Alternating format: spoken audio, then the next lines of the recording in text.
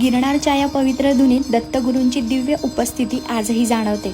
मागच्या व्हिडिओमध्ये बघितल्याप्रमाणे महाराजांचं दर्शन घेऊन आम्ही निघालो दत्तधुनी आणि कमंडलू स्थानाच्या दर्शनासाठी। अशी आख्यायिका आहे की भगवान दत्तात्रय ध्यानस्थ असताना प्रजा दुष्काळाने त्रस्त झाली होती आणि हे पाहून देवी अनसूया मातेने दत्तांना हाक मारली। त्यावेळी महाराजांचं कमंडलू खाली पडलं आणि त्याचे दोन भाग झालेत। एका ठिकाणी अखंड धुनी प्रकट झाली तर दुसऱ्या ठिकाणी गंगाजलाचं कुंड निर्माण झालं आणि हेच ते पवित्र कमंडलू स्थान।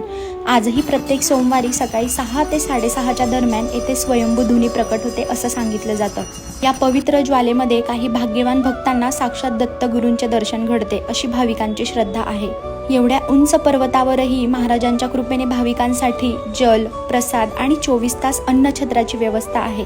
दर्शन पूर्ण करून आम्ही परतीच्या प्रवासाला निघालो। जवळपास 5000 पायऱ्या उतरल्यावर थकवा जाणवत असल्याने उर्वरित प्रवास रोपवेने करण्याचं ठरवलं। रोपवेवर नेहमीप्रमाणेच भाविकांची मोठी गर्दी होती। थोडी प्रतीक्षा केल्यानंतर आम्ही सुखरूप खाली पोहोचलो। हा प्रवास फक्त यात्रा नव्हती तर आयुष्यभर स्मरणात राहणारा एक आत्मिक अनुभव होता। तुम्ही सुद्धा गिरनारला नक्की या आणि फॉलो करायला विसरू नका। जय गिरनारी।